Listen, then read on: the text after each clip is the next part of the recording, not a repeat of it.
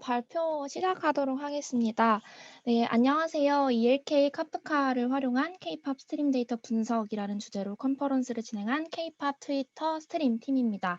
저희 조는 저를 포함하여 용우, 연수, 민석, 예진, 형구로 구성되어 있고 저는 앞부분 발표를 맡은 김희진입니다. 네. 올해 가장 핫했던 키워드를 꼽자면 케이팝을 빼놓을 수 없을 것 같습니다. 그 인기를 반영하듯 전 세계인들이 사용하는 트위터에는 매일, 매시간 케이팝 가수 관련 트윗들이 쏟아지는데요. 저희는 케이팝이라는 큰 주제로 트위터에서 받아온 실시간, 그리고 대용량의 데이터를 수집하고 처리하며 분석하고 시각화하는 것이 전체적인 흐름이었습니다. 네, 시작에 앞서 저희 프로젝트 요구사항을 4가지로 요약하고 이런 요구사항을 만족시키기 위해 구성한 플랫폼들을 정리해 보았습니다. 첫째로는 트위터 등 소셜미디어에서의 데이터 수집입니다. 이 요구사항을 만족하기 위해서 저희는 트위터 스트림 API를 활용했습니다. 트위터 디벨로퍼에서 발급받은 API를 통해서 수집되는 데이터의 필드를 분석하고 저희 프로젝트에 맞게 가공했습니다. 둘째, 데이터 파이프라인 시스템 설계 및 개발, 그리고 셋째, 대용량 실시간 스트리밍 데이터 처리입니다. 두 가지 주요 플랫폼으로는 엘라스틱 스택과 카프카를 활용했습니다. 키바나라는 시각화 툴에서 발생한 리퀘스트에 대한 검색 엔진의 역할을 수행하는 엘라스틱 서치, 그다음에 스트림 데이터의 수집을 담당하는 파이프라인으로는 로그스트시와 카프카 두 종류의 스택을 활용했고요. 두 스택의 역할 중복에 있어서는 다음 슬라이드에서 조금 더 자세히 말씀드리겠습니다. 그리고 자동 배치 처리를 위해서 리눅스 크론탭도 활용했습니다. 마지막으로 얻은 데이터를 활용한 다양한 분석 진행입니다. 분석 툴로는 키바나를 활용하고 아웃풋은 키바나와 웹을 통해 구현했습니다. 네, 한 슬라이드에 저희가 진행했던 프로젝트의 데이터 파이프라인 설계도를 표현해 보았습니다. 총 3가지의 메인 플로우가 존재하는데요. 부분별로 간단히 언급하고 넘어가겠습니다. 네, 3가지 메인 플로우 중 가운데는 로그스태시를 활용한 데이터 수집 파이프라인입니다. 아까 잠깐 언급했듯이 데이터 수집에 로그스태시와 카프카 이 2가지 모두를 활용하는데요. 같은 역할을 하는 2가지 스택을 모두 실험해 본 이유는 두 스택의 성능을 비교해 보기 위함이었습니다. 로그스태시를 통한 파이프라인의 이 한계를 보다 더 강력한 카프카가 해결할 수 있는지 확인하고자 했습니다. 네, 총 5개의 로그스태시 서버가 데이터를 수집하고 1개의 엘라스틱 서버가 이를 인덱싱하여 저장합니다. 그리고 그 결과는 키바나를 통해 보여집니다. 네, 트위터 API를 통해서 넘어오는 그 모든 필드들을 활용해서 방탄소년단 그리고 블랙핑크 이 두 아티스트에 대한 데이터를 분석했습니다. 네, 다음은 카프카와 로그스트시, 키바나 이 3가지를 활용한 파이프라인입니다. 총 3개의 카프카 서버가 브로커의 역할을 해주고 있고요. 소스로는 트위터와의 커넥터, 그다음에 싱크로는 엘라스틱서치와 몽고DB가 몽고DB와의 커넥터가 각각 그 하나씩의 서버로 구현되어 있습니다. 아까와 마찬가지로 이는 엘라스틱서치와 키바나를 거쳐서 시각화가 되고요. 그다음에 여기서는 트위터 API를 통해 넘어오는 모든 필드들을 활용하지 않고 저희가 선별한 몇몇 데이터 필드들을 기반으로 총 10개의 아티스트에 대한 데이터를 분석했습니다. 네, 마지막으로 트위터 트렌드입니다. 트위터에서는 다른 사람보다 더 많이 언급되는 단어 또는 주제를 트위터 트렌드 탭을 통해서 보여주고 있는데요. 해당 데이터를 리눅스 크론 탭을 활용해서 15분마다 자동 배치 처리하여 엘라스틱 서치로 보내지도록 했습니다.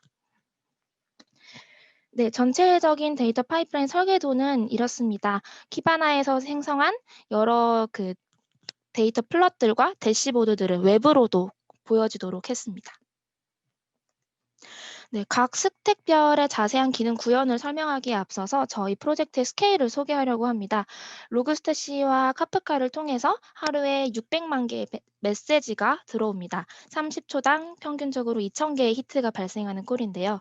또한 전체 파이프라인 구축을 위해서 저희는 총 18개의 인스턴스를 사용했습니다. 아까 기준으로 서버비만 10만 원이 넘었는데 지금은 또 어떻게 될지 모르겠습니다. 네, 또 마지막으로 저희가 구축한 파이프라인은 실시간으로 데이터가 스트리밍 된다는 큰 특징이 있습니다. 이로써 실시간과 대용량이라는 특징을 모두 반영하고 있다는 점을 확인할 수 있습니다. 네, 저희가 썼던 인스턴스들이랑 아까 캡처한 그 비용 대시보드입니다.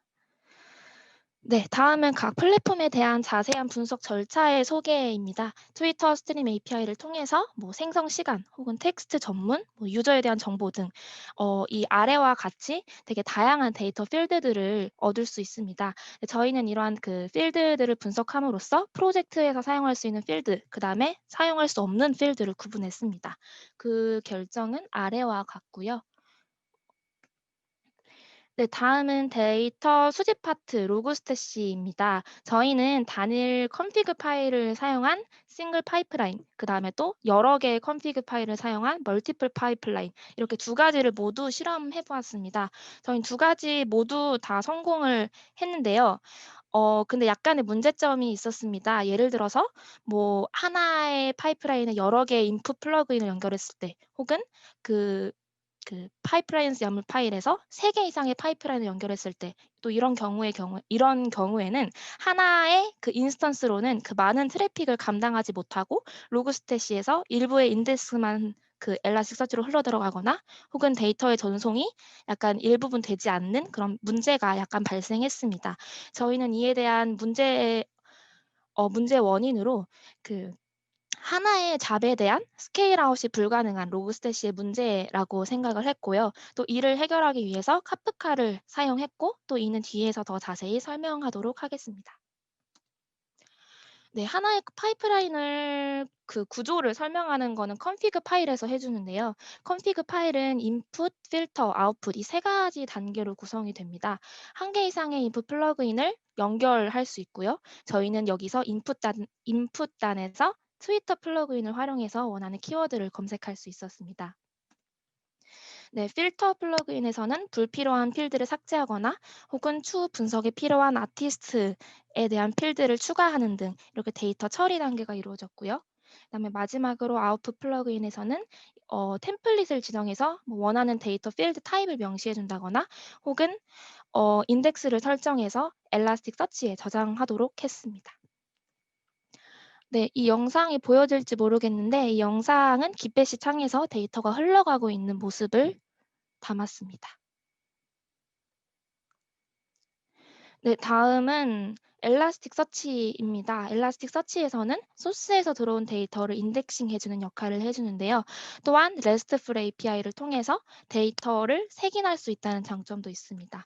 오른쪽에 있는 깃배시 창은 컬 명령어 get을 이용해서 그 BTS라는 인덱스를 불러온 모습입니다.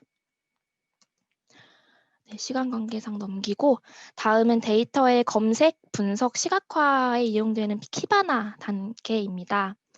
저희는 디스커버 탭에서 카프카 로그스태시로부터 전달된 도큐먼트를 분석한 다음에 오른쪽에 보시는 것처럼 비주얼라이즈를 통해 개별 차트를 생성했습니다.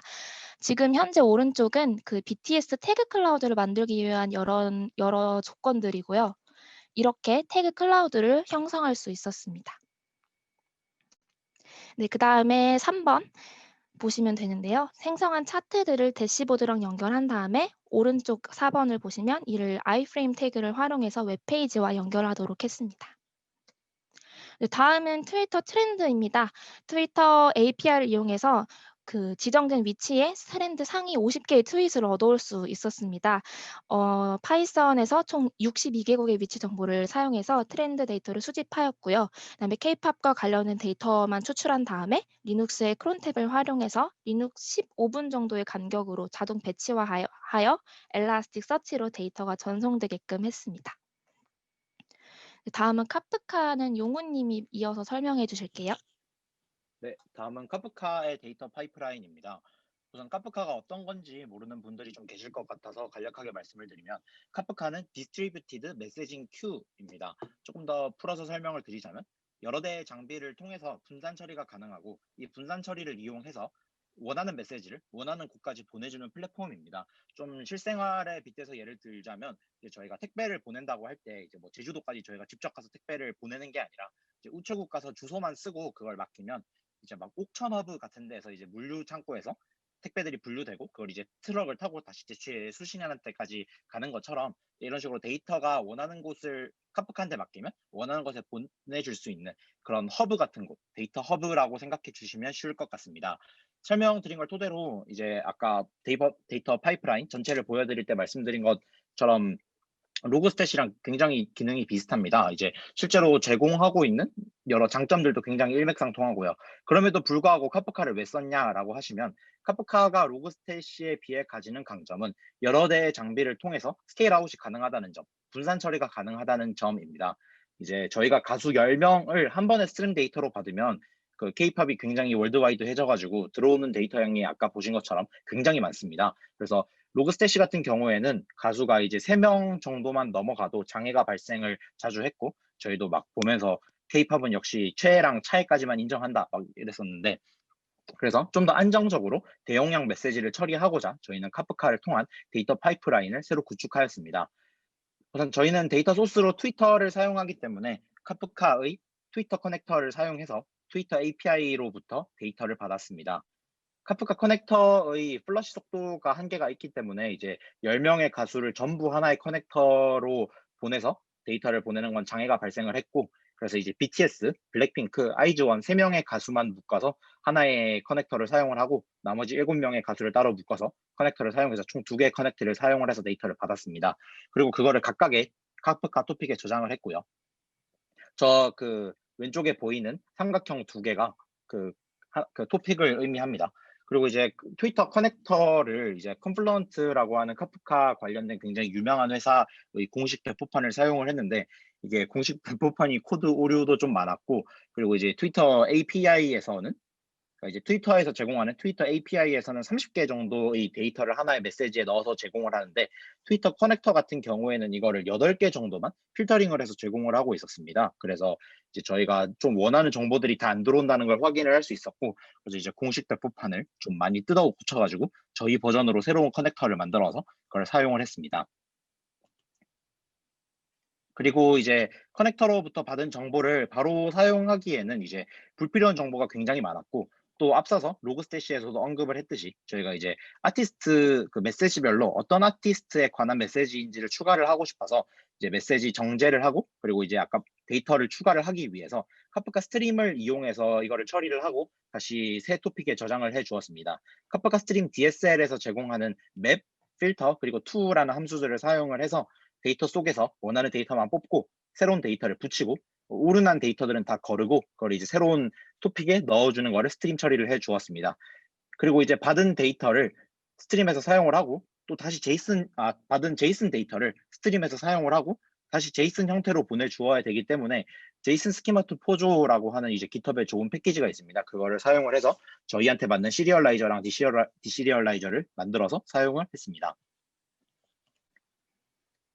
이렇게 정제된 데이터를 스트림에서 정제된 데이터를 엘라스틱서치 커넥터를 통해서 연결을 해 주었고 아까 위에서 그 엘라스틱서치 부분에서 보여드렸던 대로 키바나에 연결해서 시각화를 해 주었습니다.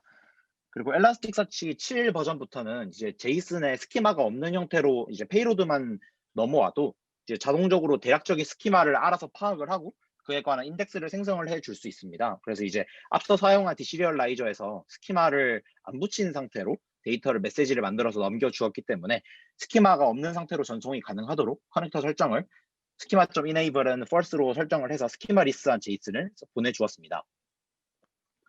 그러면 스키마 리스한 제이슨을 전송을 해서 엘라스틱서치한테 알아서 스키마를 파악하라고 한다고? 그러면은 얘가 우리가 의도한 거랑 다르게 파악할 수도 있고 그것 때문에 장애가 발생할 수도 있는데 차라리 아까 스트림 단계에서 제이슨으로 만들지 말고 아브로로 만들어서 그냥 스키마 붙여서 전송을 하는 게 훨씬 안정적이지 않냐라고 궁금증을 제시할 수 있다고 생각을 합니다. 실제로 저희가 이제 롱 타입 이제 메시지 아이디 파트가 롱 타입으로 되어 있는 데이터 타입인데 그걸 엘라스틱서치는 인트 타입으로 인지를 해서 받아들이고 그런 어떤 메시지의 변형이 있는 거를 저희가 확인할 수 있었습니다. 근데 이제 저희가 시각화랑 분석에 사용할 데이터가 데이터 타입을 기준으로 하거나 아니면 뭐 정확한 수치를 통해서 통계를 내는 분석들이 아니고 이제 메시지 자체의 그냥 메시지가 몇 개 들어왔냐, 그다음에 메시지가 누구한테 왔냐, 뭐 어떤 내용을 포함하고 있냐, 뭐 이런 거를 기준으로 저희가 분석을 진행하였기 때문에 이제 정확한 스키마의 제공보다는 오히려 더 짧은 메시지를 만들어서 빠르게 전송을 할 수 있는 게 더 안정성 측면에서 높다고 판단을 했고 그래서 스키마 리스한 제이슨을 사용하였습니다. 네. 그리고 마지막으로 이제 만들어진 데이터, 그러니까 이제 저희가 스트림에서 정제를 해서 엘라스틱서치로 계속 보내주던 데이터랑 같은 데이터를 이제 또 나중에 어디서 사용할지 모르기 때문에 이거를 다른 곳에서 활용할 수 있도록 몽고디비 서버를 만들어서 적재해 두었습니다. 물론 몽고디비 커넥터를 사용을 했고, 이제 그 이게 가능해진 거는 이제 카프카가 한번 메시지를 보내고 나면은 그게 엘라스틱서치로 메시지를 보내고 나면 사라지는 형태가 아니라 이제 일시적으로, 이제 저희 같은 경우에는 그 일시적이라는 기간을 일주일간 설정을 해두었습니다. 한번 메시지를 받으면은 일주일 동안은 그 메시지를 계속 간직을 하고 있고, 이제 컨슈머들이 원할 때 그 데이터를 가져가는 풀 형식을 취하는 플랫폼이기 때문에 이런 식으로 부가적인 적재를 할 수 있었습니다. 그리고 이제 다시 확인해 보는 데이터 파이프라인으로 이제 저희가 위에 트위터 트렌드를 설명을 드렸고, 이제 로그스태시와 엘라스틱서치를 이용한 파이프라인을 소개해 드렸고, 그리고 마지막으로 카프카를 통해서 대용량 데이터를 처리하는 것까지 보여드렸습니다. 그리고 이제 저희가 저 오른쪽에 있는 핑크색 부분, 그리고 웹 부분, 키바나를 통해서 웹을 어떻게 구현하였는지를 보여드리도록 하겠습니다. 연수님 부탁드릴게요.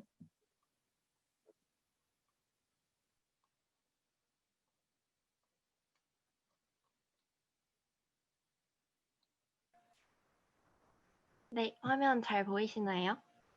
네. 네.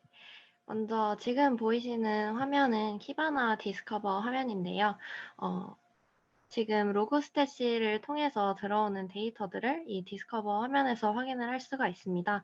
그래서 지금 실시간으로 계속 데이터를 받아오고 있고요. 지금 보이시는 페이지에서는 블랙핑크와 방탄소년단에 대한 데이터를 받아오고 있습니다. 그래서 실시간으로 데이터가 들어오고 있기 때문에 데이터가 들어옴에 따라서 여기에 계속 시간에 따라서 데이터가 늘어나고 있는 걸 볼 수가 있고, 왼쪽에 보이시는 필드들로 데이터를 분석을 해서 보실 수가 있습니다. 네. 지금 다음으로 대시보드를 보여드리도록 하겠습니다. 그래서 아까 받아온 방탄소년단과 블랙핑크에 대한 데이터를 기반으로 제작이 된 대시보드인데요. 이렇게 그 데이터를 기반으로 대시보드가 제작되어 있는 것을 확인할 수가 있고, 실시간으로 데이터가 들어오기 때문에 그게 계속 반영이 되어서 이렇게 수치가 변경이 되는 걸 볼 수가 있습니다. 그래서 태그 클라우드도 계속 그 변화하는 트위터 데이터에 따라서 키워드를 추출을 해서 변경이 되고 있고, 카운트도 계속해서 올라가고 있습니다. 그래서 이걸 기반으로 제작된 저희 웹 화면을 다음으로 보여드리도록 하겠습니다. 가장 먼저 아티스트별 대시보드가 나오게 됩니다. 지금 채팅창에 용우님께서 그 웹 URL을 보여주셨습니다. 거기 들어가셔서 직접 보실 수도 있고요. 그다음에 시험 화면을 보여드리면 먼저 가수별 대시보드를 보실 수가 있습니다. 저희는 총 10명의 가수들에 대한 개인별 대시보드를 제작을 했고, 혹시 보고 싶은 가수 있으신가요? 네. 엑소가 궁금하다고 하시니까 엑소 페이지에 들어가서 대시보드를 보여드리도록 하겠습니다. 먼저 들어가면 기본 정보를 보실 수가 있습니다. 그래서 팀 정보와 멤버 정보를 볼 수가 있고, 멤버별 개인 인스타그램도 저희가 함께 보여주고 있습니다. 그래서 인스타그램이 있는 멤버의 경우에는 들어가서 인스타그램 화면까지 연결이 되는 걸 보실 수가 있고, 여기 웹사이트를 클릭을 하시면 공식 유튜브, 공식 인스타그램, 공식 트위터, 공식 팬카페 링크로도 연결이 됩니다. 그 다음에 스태티스틱스를 선택을 하시면 이제 대시보드, 아까 키바나에서 제작한 대시보드가 보여지는데요. 네, 살짝 추가적으로 설명을 드리자면 이제 이거 같은 경우에는 언어의 비율이 어떻게 되는지 보여주는 그래프이고, 총 트위터 수, 올라오는 트위터 수, 그 다음에 시간에 따라서 얼마나 데이터가 계속 올라오고 있는지를 보여주는 그래프이고요. 이거 같은 경우에는 트위터에서 지금 현재 핫한 텍스트가 무엇인지를 보여주는 그래프입니다. 네, 이런 식으로 각각 가수별 대시보드를 확인할 수가 있습니다. 또 아이즈원에 들어가시면 아이즈원에 대한 정보와 스태티스틱스 보시면 네, 이번에는 아이즈원의 대시보드를 확인하실 수가 있습니다. 그 다음에 이제 랭킹 탭으로 들어가면 총 12그룹에 대한 대시보드를 보실 수가 있습니다.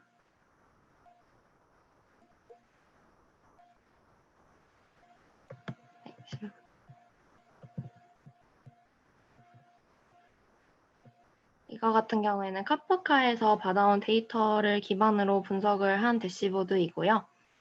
총 6가지 그래프를 보실 수가 있는데 총 가수 12그룹들을 비교할 수 있는 대시보드입니다. 그래서 30초마다 각 가수별 트윗량을 보시면 지금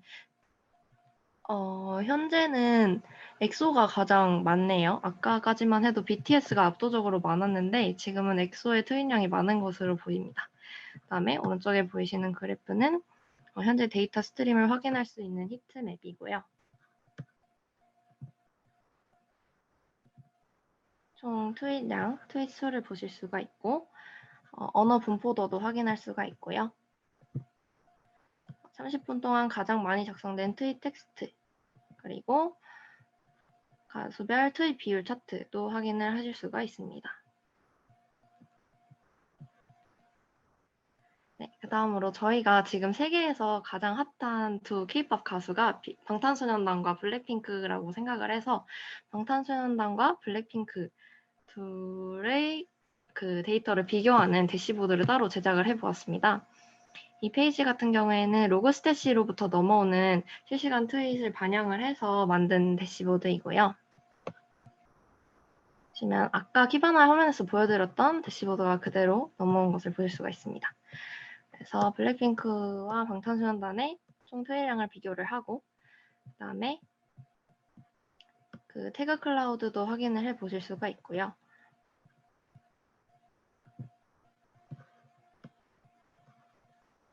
어, 30초당 트윗이 얼마나 올라오고 있는지, 각각 트윗 비율이 어떻게 되는지 그 숫자가 집계되는 것도 함께 보실 수가 있습니다. 그다음에 여기 위에 보시면 타임 필터가 있는데 지금은 보시면 총 최근 15분 동안의 데이터를 기반으로 대시보드를 볼 수 있는데 이거를 원하는 기간으로 변경을 하시면 예를 들어서 최근 1시간 동안의 데이터를 보고 싶다라고 하고 업데이트를 하시면 이렇게 대시보드가 약간 변경이 되는 것을 보실 수가 있죠. 그래서 제가 아까 확인을 해보니까 블랙핑크가 오늘 쇼음악 중심에서 하이라이트 방송을 했더라고요. 그래서 그게 그대로 반영이 돼서 이렇게 실시간으로 올라오는 것을 보실 수가 있습니다. 마지막으로 맵스 탭에 들어가 보면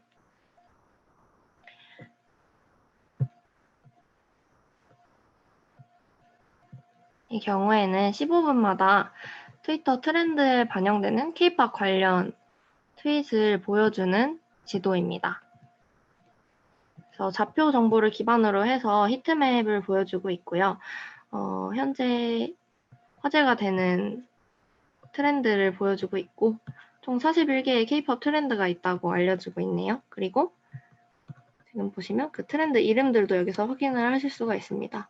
지금 엑소에 관한 키워드가 굉장히 많고 오늘이 김재중 씨와 박유천 씨의 데뷔 17주년인가 봐요. 그런 관련 키워드들이 많이 올라오고 있습니다. 네, 저희 시연은 여기까지이고요. 혹시 궁금한 점 질문 있으신가요?